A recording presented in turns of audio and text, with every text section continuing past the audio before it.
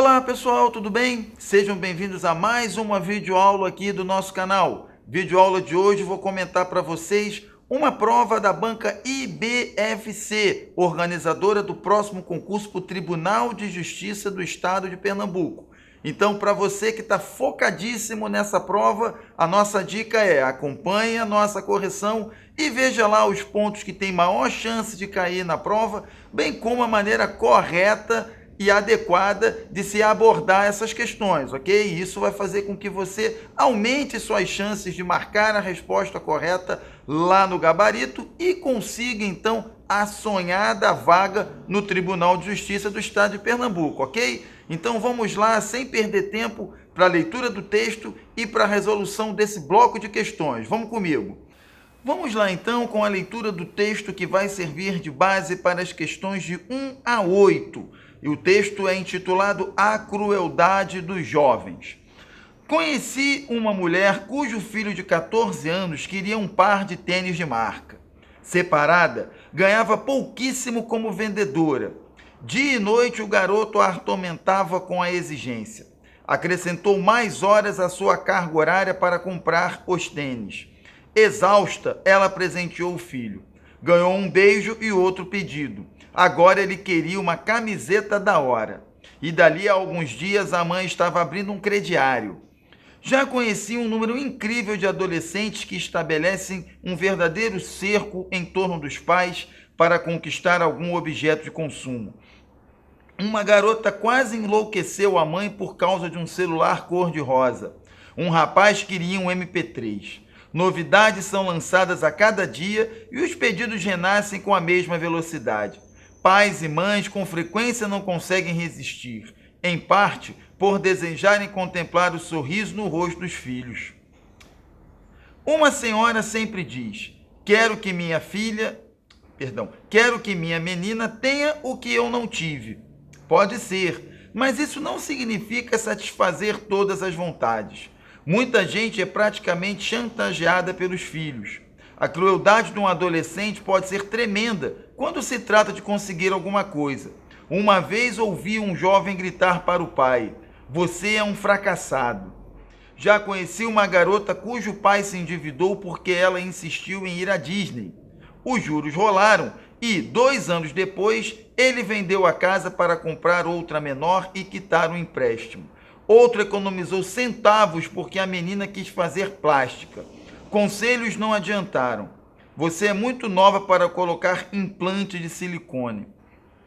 Ficava uma fúria. Queria ser atriz e, segundo afirmava, não teria chance alguma sem a intervenção. Não conseguiu. Hoje trabalha como vendedora em uma loja. Procedimentos estéticos como clareamento de dentes, spas e, claro, plásticas são muito pedidos, ao lado de roupas de grife, excursões, joias, celulares e todo tipo de eletrônico. É óbvio que o jovem tem o direito de pedir. O que me assusta é a absoluta falta de freio, a insistência e a total incompreensão diante das dificuldades financeiras da família. Recentemente, assisti a uma situação muito difícil. Mãe solteira, uma doméstica conseguiu juntar, ao longo dos anos, o suficiente para comprar uma kitnet no centro de São Paulo. Vou sair do aluguel, comemorou. A filha, 16 anos, no 2º grau, recusou-se. Quero um quarto só para mim. Não houve quem a convencesse. A mãe não conseguiu enfrentar a situação. Continuou no aluguel. O valor dos apartamentos subiu e agora o que ela tem não é suficiente para comprar mais nada. Muitas vezes os filhos da classe média estudam em colégio particular ao lado de herdeiros de grandes fortunas. Passam a desejar os relógios, as roupas, o modo de vida dos amigos milionários. De repente, a minha filha quer tudo o que os coleguinhas têm, até bolsa de grife. Uma coisa é certa: algumas equiparações são impossíveis. A única solução é a sinceridade e deixar claro que ninguém é melhor por ter mais grana, o celular de último tipo ou o último lançamento do mundo da informática. Pode ser doloroso no início. Também é importante não criar uma pessoa invejosa que sofre por não ter o que os outros têm. Mas uma família pode se desestabilizar quando os pais se tornam reféns do pequeno tirano. A única saída para certas situações é o afeto. E, quando o adolescente está se transformando em uma fera, talvez seja a hora de mostrar que nenhum objeto de consumo substitui uma conversa olho no olho e um abraço amoroso. Então, lido o texto, temos aí a questão de número 1, cujo enunciado é o seguinte: o texto A Crueldade dos Jovens aborda o desejo da juventude em consumir certos produtos. Diante disso, qual é o problema que esse desejo causa para as famílias? Então, essa questão tem um enunciado um pouco diferente do habitual, mas, na verdade, ele quer apenas saber qual é a intenção do texto como um todo, ou, dito de outra maneira, qual é o assunto, a temática central desenvolvida aí no texto, ok? Então, nós temos lá a letra A: nas famílias mais pobres, os pais não podem atender os pedidos dos filhos, por isso fazem sacrifícios maiores para realizá-las, ok? E a gente pode perceber que esse item A justamente trata do que o texto desenvolve, que é a crueldade. São os pedidos descabidos que os filhos fazem aos pais, que não levam em conta a situação financeira pelas quais os pais passam, ok? E os pais, por isso, fazem sacrifícios que não podem ser sustentados. Então, a letra A, gente, de cara, já é a resposta aí da questão número 1, ok? Então, o enunciado aqui ficou um pouquinho diferente, né? Mas, na verdade, é a boa e velha questão que aborda aí a temática central do texto. É o tipo de questão de interpretação mais comum, ok? E você pode aprender um pouquinho mais sobre isso assistindo a nossa videoaula sobre interpretação de textos, disponível aqui no canal, e lá vocês vão ver que existem tipos de questões de interpretação e a mais comum é justamente essa que aborda a temática central do texto, ok? Então, questão número 1, letra A. Na 2, segundo o autor, a crueldade dos jovens, que é o título aí do texto, justifica-se pelo fato de que, ok? Dentre as opções, nós vamos ter como a correta a opção item D. Os jovens serem maldosos para com os pais, pois não pensam nos mesmos, refletindo um comportamento por excelência egoísta e chantageador. Ou seja, é um comportamento egoísta, porque não leva em conta a situação financeira e profissional dos pais, e chantageador, porque há as chantagens emocionais caso não tenham os seus pedidos atendidos. Ok? Então, a leitura do texto deixa claro aí a opção 2, né, na questão 2, a opção D, ok? Como resposta correta. Já na questão 3, agora temos uma questão gramatical, gramática simples, pessoal. No fragmento, conheci uma mulher cujo filho de 14 anos queria um par de tênis de marca, a oração em destaque é classificada como? Ora, pessoal, a oração é iniciada por um pronome relativo, que é o cujo. Ora, toda oração iniciada por pronome relativo é uma oração adjetiva, ok? Então, já remonto aqui para o item C, ok? É uma adjetiva restritiva? É, porque a adjetiva restritiva é aquela que não é precedida de vírgulas. Repare, não há vírgulas aqui antecedendo o pronome relativo, ok? Então, isso já marca aqui a opção letra C, correto? Não pode ser uma oração subordinada substantiva ou objetiva direta, porque reparem que, primeiro, que é iniciada pelo cujo. Para ser uma oração subordinada substantiva, teria de ser iniciado por uma conjunção integrante, ok? E não é o caso aqui. E antes, aqui também, eu não tenho verbo, eu tenho um nome, certo? Então, o que vem depois não pode ser um objeto direto, porque o objeto direto complementa verbo. Aqui eu tenho um nome, ok? Não é adverbial conformativa, ok? Porque, então, nesse caso, deveria aparecer aqui o como, o conforme, alguma coisa desse tipo, ok? Não pode ser adverbial temporal, porque eu teria de ter uma conjunção temporal, como o quando, o logo que, o assim que, ok? E não é substantiva, né? Porque por razões que já vimos aqui para o item A, não pode ser completiva nominal, porque o nome mulher não pede complemento, ok? Então, uma questão simples, a dica aqui é observar a presença do pronome relativo. Se tem pronome relativo, a oração só pode ser adjetiva. Na questão 4, temos em dia e noite, o garoto a atormentava com a exigência. Ocorre uma figura de linguagem denominada de, seria aqui, gente, uma antítese. Ok? Resposta aqui, item E. Por que antítese? Porque eu tenho aqui, ó, a presença de dois nomes que são opostos, têm um sentido oposto um ao outro. Isso me caracteriza a antítese. Não é catacrese, porque a catacrese é o uso de uma expressão no lugar de outra, por não haver uma expressão correspondente. É quando eu uso, por exemplo, braço da cadeira ou pé da mesa. Isso forma uma catacrese. Não é uma elipse, que a elipse é a supressão de um termo citado anteriormente. Metáfora é o sentido figurado, é quando eu tenho uma palavra ou expressão usada em sentido figurado, tá? A literação é a repetição de sons, tá? Do mesmo tipo de som. E nenhuma dessas está presente aqui, tá? Poderia ser também aqui uma hipérbole, ok? Que é justamente aquele exagero, né? Aquela coisa se expressa de forma exagerada. Então, dia e noite, o garoto atormentava. Repare que aí há uma certa intensificação, ok? Mas não está aqui nas opções possíveis. As opções possíveis são as palavras de sentido oposto e, por isso, antítese na questão 4. Na questão 5, nós temos: e dali a alguns dias, a mãe estava abrindo um crediário.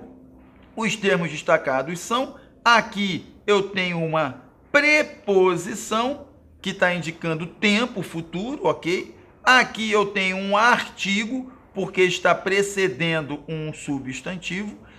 Aqui eu tenho um outro artigo, dessa vez um artigo indefinido, ok? Que está aqui também precedendo um substantivo. E nesse caso, a questão 5, resposta letra E também. Ok? Muita gente pergunta por que não é numeral, porque não está fazendo uma contagem, ok? Repare que aqui não estou dizendo algo que eu posso substituir por 2 ou 3, como se eu estivesse contando. Aqui eu estou apenas fazendo uma referência indefinida e por isso é um artigo, portanto, resposta letra E. Questão de número 6, assinale a alternativa cuja estrutura da frase apresente um verbo de ligação. Vamos lembrar que verbo de ligação é aquele verbo que indica estado ou qualidade e é oposto aos verbos de ação, que são aqueles que indicam eventos e acontecimentos, ok? Coisas que aconteceram. Então, quais são os verbos de ligação principais? O verbo ser, o verbo estar, o verbo ficar, o verbo permanecer, verbo continuar, verbo parecer e outros, ok? Então, muito facilmente eu percebo aqui no item B a presença do E, que indica que uma qualidade, ó, ok? E liga essa qualidade ao seu sujeito, portanto, item B. Lembrando que o E é forma do verbo ser e o verbo ser é sempre um verbo de ligação, ok? Então, na questão 6, item B. Na questão número 7, em uma doméstica conseguiu juntar, ao longo dos anos, o suficiente para comprar uma kitnet no centro de São Paulo, as vírgulas foram empregadas para, repare que aqui as vírgulas estão isolando um adjunto adverbial que está colocado no meio da sentença. Ora, sempre que o adjunto adverbial aparece deslocado da sua posição natural, que é o fim da sentença, ok? Ele tem de vir isolado por vírgula. Então, resposta da 7, letra A.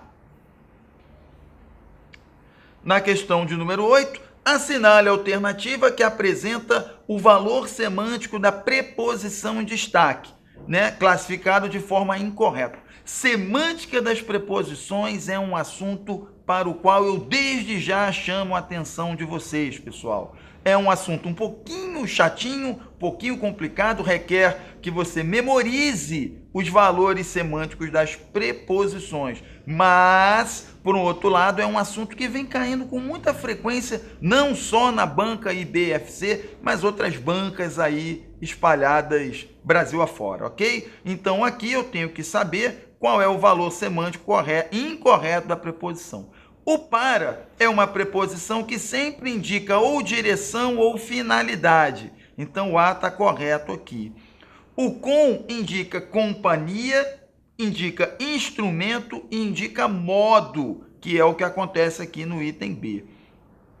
O por, né, não indica posse. O por ele vai indicar lugar, né, pode indicar agente, ok, a pessoa que age, tá?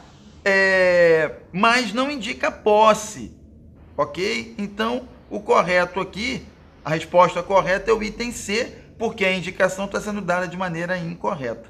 O em indica lugar e o D indica instrumento. Então, na questão 8, a resposta é item C. Vamos lá agora a leitura do texto para as questões 9 a 12. Nós temos saúde na balança. Por muito tempo, as pessoas acreditaram que uma criança gorda tinha mais saúde que a magra. Assim, pais e avós julgavam que uma pessoa bem alimentada tinha de ser bastante rechonchuda. Até hoje, algumas pessoas acreditam nisso. Mas saiba que nem sempre quem come mais é saudável. O alimento tem duas funções no organismo: fornecer substâncias essenciais e fornecer energia. Exemplos de substâncias essenciais são proteínas, algumas gorduras, vitaminas e sais minerais. Como o corpo humano não fabrica alguns componentes dessas substâncias, elas têm de vir do alimento.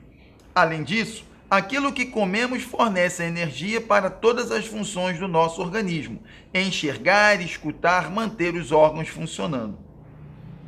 Se comemos a mesma quantidade de energia que gastamos em nossas atividades diárias, mantemos o peso constante. Mas, se comermos mais do que gastamos, essa energia em excesso se acumula na forma de gordura.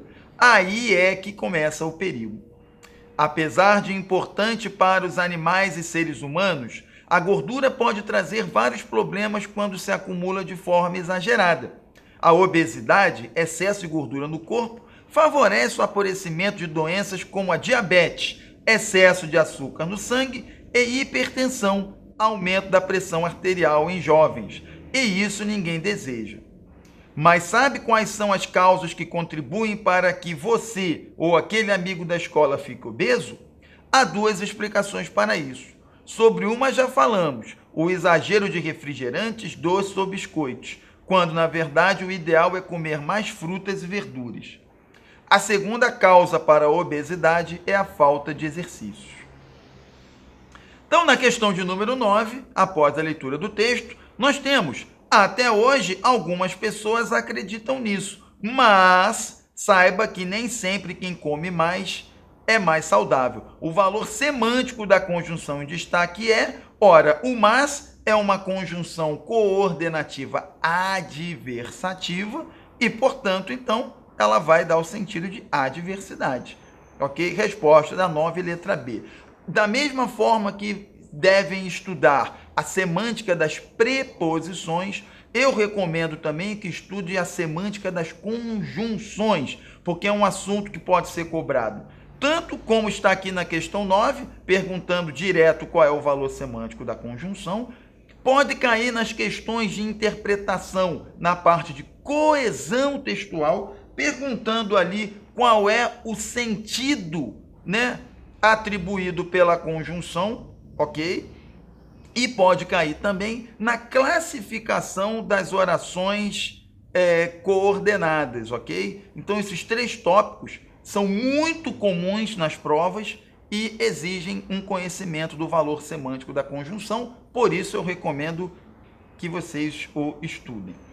Na questão 10, a questão 10, ela é um pouquinho problemática, pessoal. Aqui a galera formuladora da questão deu uma pequena vaciladinha. Mas vamos lá ver o que aconteceu. Na frase, assim, pais e avós julgavam que uma pessoa bem alimentada tinha de ser bastante rechonchuda. O termo em destaque na oração é o quê, gente? Ele é um adjunto adnominal, um vocativo, um sujeito ou um aposto. Reparem que esse assim, se a gente voltar lá no texto,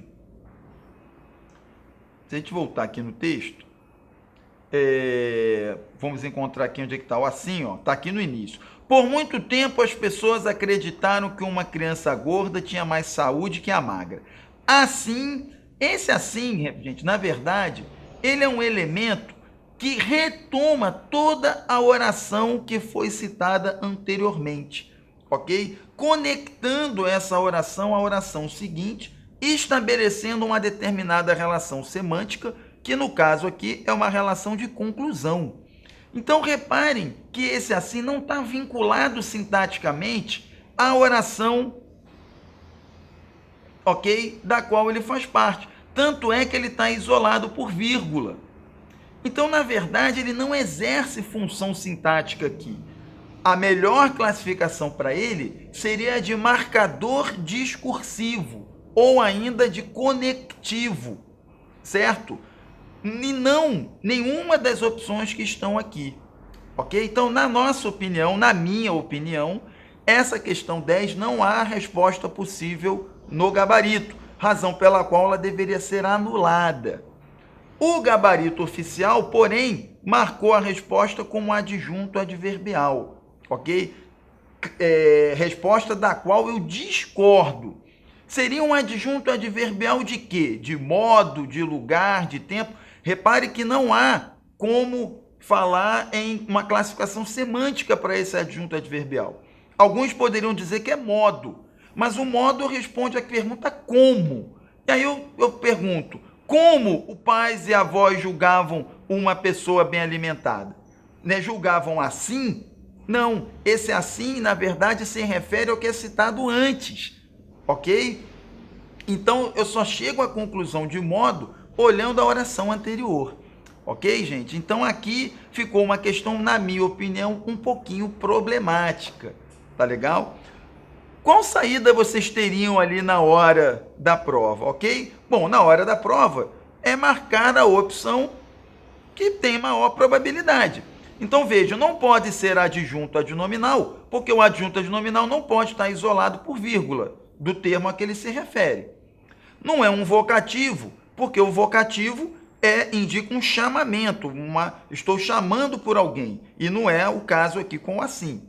Não pode ser sujeito, ok? Porque o sujeito do julgavam é pais e avós, e mesmo o sujeito não pode estar isolado por vírgula, ok? E não pode ser um aposto, porque o aposto tem que ser um termo que explica um outro, né? Explica ou especifica. Então, a melhor aqui, de fato, seria de adjunto adverbial, embora eu, insisto, não considere aqui como um adjunto adverbial. Essa questão, para mim, deveria ser anulada, ok? Então, vamos em frente. Temos a questão de número 11. A questão de número 11 também requer que você estude um pouquinho a tipologia textual, ok, galera? A classificação dos diversos tipos de texto. Então, sabe-se que existe o texto descritivo, o texto argumentativo, o texto apelativo, o narrativo e o informativo. E você pode aprender um pouquinho sobre isso também na nossa videoaula sobre interpretação de textos, ok? Esse texto que acabamos de ler, ele é um texto descritivo? Ele descreve as características de alguma coisa? Não. Ele é argumentativo? Ele defende uma ideia central? Não. Ok? Ele é um texto apelativo, como se fosse uma propaganda ou algo de divulgação? Também não. É um texto no qual se conta uma história, que seria o texto narrativo? Não. Esse texto é um texto informativo. Ok? Dentre as outras características, o informativo, ele se caracteriza pela linguagem denotativa, ou seja, pela linguagem em seu sentido real e não no seu sentido figurado. ok? Então, a resposta da 11, letra E. Na questão 12, assinale a opção que segue a mesma regra de acentuação gráfica presente no fragmento. Assim, pais e avós julgavam que uma pessoa bem alimentada tinha de ser bastante rechonchuda. Ora, avó é acentuado por ser uma oxítona terminada em O. Onde é que eu tenho oxítona terminada em O aí, pessoal? Eu vou ter aqui, ó, no item A, o até. Avó é oxítono, o até é oxítono também. Substância é uma palavra paroxítona terminada em ditongo. O tem e o já são monossílabos tônicos, ok? E, portanto, não são oxítonos. Para a palavra ser oxítono, ela tem que ter pelo menos 2 sílabas, ok? E o diárias, ele é uma paroxítona terminada em ditongo também. Então, até por eliminação, resposta da 12, letra A. Aí temos aqui a tirinha, né, para a questão de número 13. E a questão 13 pergunta: o vocábulo que, presente na charge acima, constitui um pronome relativo. Assinale a alternativa em que não há essa mesma ocorrência. Ora, o pronome relativo, ele se refere a algo que é citado antes, ok? Então, repare que no item A, o homem que fuma vive menos. O que aqui se refere a homem. Tenho que estudar mais? O tenho se refere... O que se refere a tenho? Não, ok? Então, ele não pode ser um pronome relativo. A resposta é o item B. Uma dica interessante aqui, pessoal, é a gente reparar que o que vai ser pronome relativo quando antes dele aparecer um substantivo. Quando aparece um verbo antes dele, ele vai ser uma conjunção. Então, repare que no item B, o que é precedido por um verbo. Então, ele vai ser uma conjunção. Nas outras situações, ó, é sempre um substantivo que aparece antes. Então, os gols que Neymar fez, o que se refere a gols. A casa em que moro, o que se refere a casa. O problema porque passei, o que se refere a problema. Então, resposta da 13, letra B. Guardem essa diquinha, viu, pessoal? Se antes do que aparece um verbo, ele vai ser uma conjunção integrante. Se antes do que aparece um nome, ele será um pronome relativo. Questão 14. Considerando o excerto aqueles que não se lembram do passado, o vocábulo destacado encontra-se flexionado em razão de uma regra gramatical de... Ora, gente, o que é que determina a flexão de um verbo? A sua concordância. E se é verbo, só pode ser concordância nominal. O que determina que se um verbo aparece no singular ou no plural é a concordância que ele tem com o seu sujeito. Ora, qual é o sujeito do lembram? É o aqueles. Aqueles está no plural, lembram foi ao plural também. Ok? Como se trata de um verbo, concordância verbal. Ok? Então, questão 14, uma questão bem facinha aí, tá? Item D. E na 15, em não esperamos a tinta secar completamente. O vocábulo destacado constitui um caso de derivação o quê? Ora, o completamente vem do completo e eu coloquei o sufixo mente. Logo, só pode ser uma derivação sufixal. Aqui, então, uma questão relativa à formação de palavras. Para que a gente possa continuar produzindo videoaulas como essa para vocês, pessoal, acessíveis e de qualidade, é necessário que a gente tenha apoio, porque são necessários equipamentos, tempo, locais adequados para a produção desses vídeos. Portanto, a gente pede para que vocês visitem esse site e deem lá a sua contribuição. Assim, a gente vai conseguir manter o projeto de videoaulas sobre concursos de qualidade e bastante acessíveis para vocês, ok? A gente encerra assim a nossa videoaula de hoje, gente, com esse comentário de 15 questões da banca IBFC, que vai organizar o concurso para o Tribunal de Justiça do Estado de Pernambuco. Nós vimos quais são os pontos que podem cair com maior frequência, bem como a maneira mais adequada de se abordar essas questões, ok? A gente espera que essa videoaula tenha ajudado vocês a fixar melhor esses conteúdos, ok? Se você gostou da aula, compartilhe, curta e deixe o seu comentário. Em caso de dúvida, poste aqui no site a sua questão e nós teremos todo o prazer em respondê-los, ok? No mais, inscreva-se no nosso canal para receber as nossas atualizações, porque estaremos postando vídeos sobre o Tribunal de Justiça do Estado de Pernambuco até as vésperas da prova, ok? Então, eu espero vocês na nossa próxima videoaula. Um abração e obrigado!